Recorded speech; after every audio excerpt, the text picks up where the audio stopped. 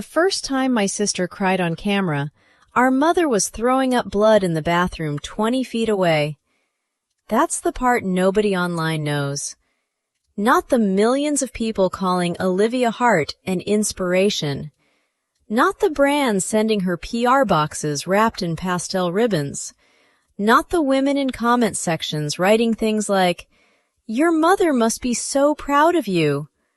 I used to read those comments at 3 in the morning, sitting on the kitchen floor beside unpaid hospital bills, while my sister filmed grief under soft lighting in the next room.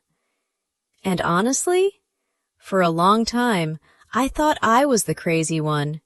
Because when millions of strangers love somebody, when everyone around you calls them beautiful and selfless and strong, eventually you start questioning your own memory. Maybe I exaggerated things. Maybe caregiving just made everybody uglier. Maybe exhaustion twisted my perspective. Then, 3 weeks after our mother died, I found the hidden folder on Olivia's laptop, and suddenly, every horrible feeling I tried to suppress became real all at once. But I'm getting ahead of myself. The internet met my sister during our mother's second round of chemotherapy. That's when Olivia's videos started exploding. Before cancer, she was just another lifestyle creator posting coffee aesthetics and skincare routines and fake day-in-my-life productivity videos filmed in apartments she couldn't actually afford. She had maybe 40,000 followers back then. Pretty decent. Nothing huge. Then Mom got diagnosed, and something changed in Olivia almost immediately. At first, it looked genuine. That's important. I need people to understand that, because evil rarely arrives looking evil. It usually arrives looking helpful, concerned, loving even. The first caregiving video was simple. Olivia sitting beside Mom's hospital bed, holding her hand while soft piano music played over text that read, "Watching your strongest person become weak changes you forever." 10 million views in 4 days. Everything spiraled after that. People became obsessed with her. Not just because she was pretty, not just because the videos were emotional, because Olivia understood something most influencers never figure out. People online don't just want content anymore. They want emotional participation. And terminal illness creates infinite emotional participation.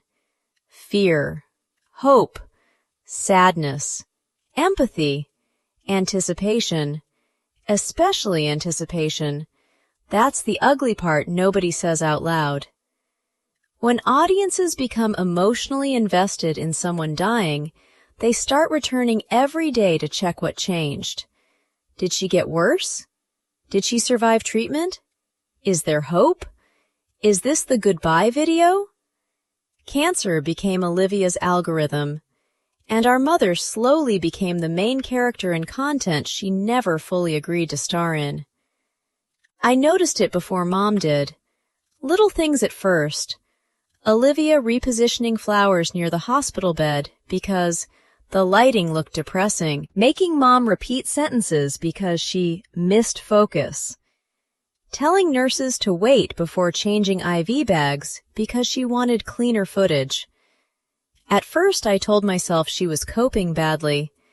People cope differently, right? Some people drink. Some people disappear emotionally. Some people become controlling. Maybe filming helped her process things. That's what I wanted to believe. Then one night, I came home from work and heard Olivia laughing. Not normal laughing either. Full body laughing. I remember feeling relieved for half a second because the house had been so heavy lately. Then I walked into the kitchen. Olivia sat at the table editing videos while Mom slept in the next room attached to an oxygen machine. "What's so funny?" I asked quietly. She looked up grinning. "This comment." I dropped my bag beside the door. "What comment?" Olivia turned the laptop toward me. A woman had written, "You're proof angels are real." Olivia snorted, laughing. "Angels," she repeated. Then she took another bite of takeout noodles while scrolling through thousands of comments from strangers praising her compassion. Something cold moved through my chest, not because she laughed, because she looked proud. Really proud. I stared at her. "You think this is funny?" Olivia shrugged. "It's weird. Our mother's dying." "I'm aware." "No, I don't think you are." That changed her expression slightly. Tiny shift, but I saw it. Olivia closed the laptop halfway. "You know what your problem is?" I already hated where this conversation was going. "You think suffering automatically makes people morally pure." "What does that even mean?" "You think because Mom has cancer, nobody's allowed to get exhausted or frustrated or detached." I crossed my arms. "You're not detached. You're monetizing it." Silence. A dangerous silence. Then Olivia leaned back slowly in her chair. "You think I'm exploiting her." "You are." She laughed once through her nose. "Funny coming from someone who contributes nothing." That hit harder than I expected, because part of me already felt guilty all the time. I worked double shifts at a pharmacy because somebody had to pay bills. Olivia stayed home, caring for Mom. Online, she looked heroic. Offline? I wasn't even sure anymore. "I cleaned vomit out of her sheets this morning before work," I said quietly. "What exactly did you do today besides cry in 4K? Her face hardened instantly. "There it is." "What?" "You've always hated me." That almost made me laugh because it was such a classic Olivia move. Shift the emotional center, become the victim, confuse the conversation. Growing up with her felt like living beside a magician who specialized in emotional sleight of hand. By the end of every argument, you somehow apologized to her. Even Mom did it. Especially Mom. That's the part that still destroys me. People imagine emotional abuse looking loud and obvious. Sometimes it's much quieter than that. Sometimes it looks like one daughter slowly controlling the emotional atmosphere of an entire house until everybody becomes afraid of disappointing her. Olivia never screamed often. She didn't need to. Disappointment was enough. Silence was enough. Withholding warmth was enough. Mom spent the last year of her life trying to keep Olivia emotionally stable. Think about how insane that is. A dying woman comforting the healthy people around her. I started noticing it everywhere once I couldn't unsee it anymore. Mom apologizing for needing help to stand. Apologizing for medication costs. Apologizing after chemo appointments took too long. Apologizing for existing as an inconvenience. And Olivia, God, Olivia knew exactly how much guilt to apply. One afternoon, Mom accidentally spilled soup across the couch because her hands wouldn't stop trembling. The bowl shattered on the floor, and for one horrible second, everybody froze. Mom looked terrified immediately, not embarrassed. Terrified. "I'm sorry," she whispered instantly. Olivia exploded. Not dramatic movie screaming. Worse. Real frustration. The kind people usually hide from cameras. "Jesus Christ, Mom!" Mom physically flinched. That image still lives in my head. Olivia threw paper towels onto the couch. "Do you understand how exhausted I am?" I said I'm sorry. "You keep doing this." I stepped into the room halfway through it. Olivia turned toward me instantly. Perfect, because now she had an audience. "You clean it then," she snapped. Mom looked humiliated. Actually humiliated. Trying to wipe soup with shaking hands while apologizing over and over like a child. I grabbed the towels from Olivia. "Go outside." "What?" "Go outside before you say something unforgivable." Olivia stared at me for a long second, then laughed. Not loudly, just once. Cold. "You always do this," she muttered. "Do what?" "Pretend you're morally superior because you work and disappear while I'm trapped here 24/7. Trapped? That word hit me wrong instantly. Olivia rubbed both hands over her face aggressively. You have no idea what it's like watching someone die slowly. And here's the complicated part. She was right. I didn't know. Not fully, because I escaped into work, into errands, into pharmacies and fluorescent lights and meaningless conversations with strangers. Olivia stayed inside the house with death every day. I know that changes people. I know caregiver burnout is real. That's why this story is so hard to explain sometimes, because Olivia wasn't evil in a simple way. Simple villains don't exist much in real life. She loved Mom once. I know she did. That's what makes this ugly. Watching someone you love slowly disappear can rot parts of people psychologically. Some people become softer. Others become resentful. Olivia became performative. Every emotion started sounding slightly rehearsed. Every interaction slightly calculated. And social media rewarded it constantly. That's the terrifying thing about the internet. The algorithm cannot tell the difference between authentic grief and beautiful performance. It only measures engagement. One night, around 2 a.m, I walked downstairs for water and found Olivia sitting alone in the dark living room, staring at her phone. The house smelled faintly like medication and lavender lotion. Mom was asleep upstairs. Olivia didn't notice me at first. She was reading comments under one of her newest videos. Thousands of them. People calling her brave, selfless, an angel. Then I heard something. Sniffling. I realized she'd actually been crying. Real crying, not camera crying. For a second, she looked small again. Young. Just my sister. Then she noticed me standing there and immediately wiped her face. What? I leaned against the doorway quietly. You okay? She laughed weakly. That's funny. What is? You asking me that? There was something strange in her voice. Not sarcasm exactly. Exhaustion, maybe. I walked closer slowly. You don't have to film everything. She stared at the screen. You think I don't know that? Then stop. Silence. Then finally, you know what happens when I stop posting? What? Nobody cares anymore.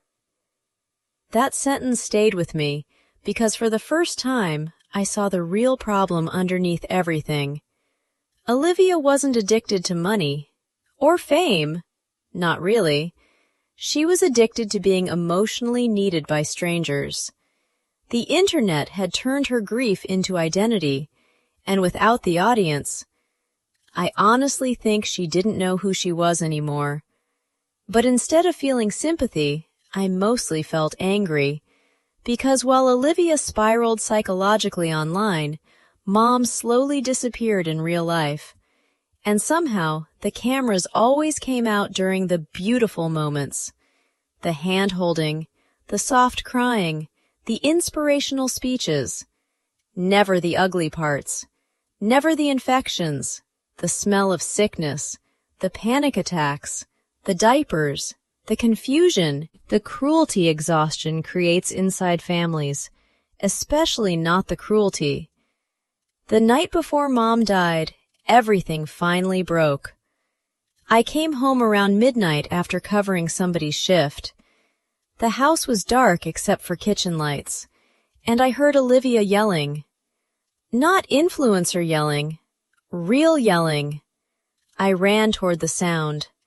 Mom sat at the kitchen table trembling while Olivia paced beside the counter holding her phone. A bowl of soup sat spilled across the floor. Again. Mom looked terrified.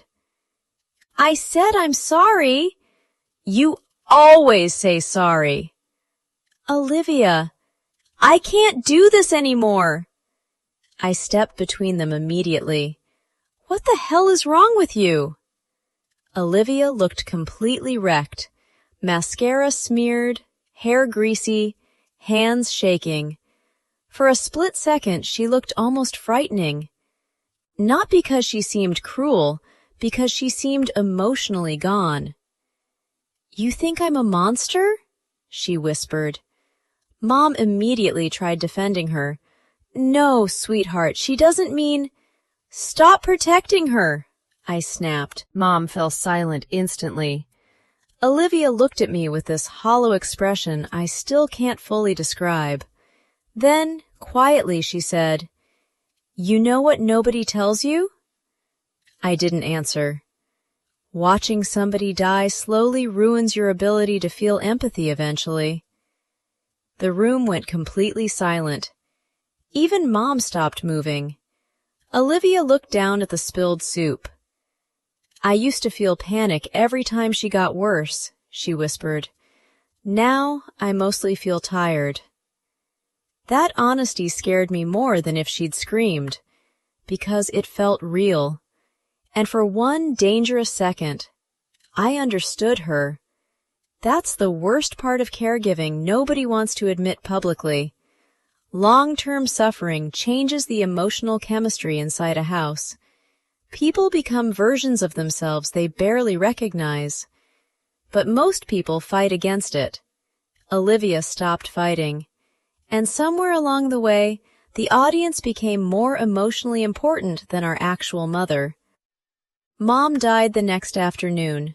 Rainy Tuesday, 3:17 p.m. Olivia filmed herself crying in the hospital parking lot less than 2 hours later. The video hit 8 million views by morning. I wish I were exaggerating. Comments flooded in faster than I could read them. She loved you so much. You gave your mother the most beautiful final months. I'm sobbing. The world needs more daughters like you. I wanted to throw my phone into traffic. Instead, I stopped opening social media completely. For a while. Then 3 weeks later, Olivia asked me to help edit a sponsorship email because brands were overwhelming her. I almost said no. I should have said no, but grief makes people numb and strange. So I sat at her desk while she showered upstairs and opened her laptop. And that's when I saw the folder. Untitled, hidden near the bottom of her desktop. I clicked it automatically. At first I thought it contained raw video footage. Then I saw the file names. Mom_crying_final. Cancer progression clip. Hospital breakdown _best audio. Last conversation _monetizable. My stomach dropped instantly. Monetizable? I clicked one before my brain fully processed what I was doing. It was Mom asleep in bed, attached to oxygen tubes.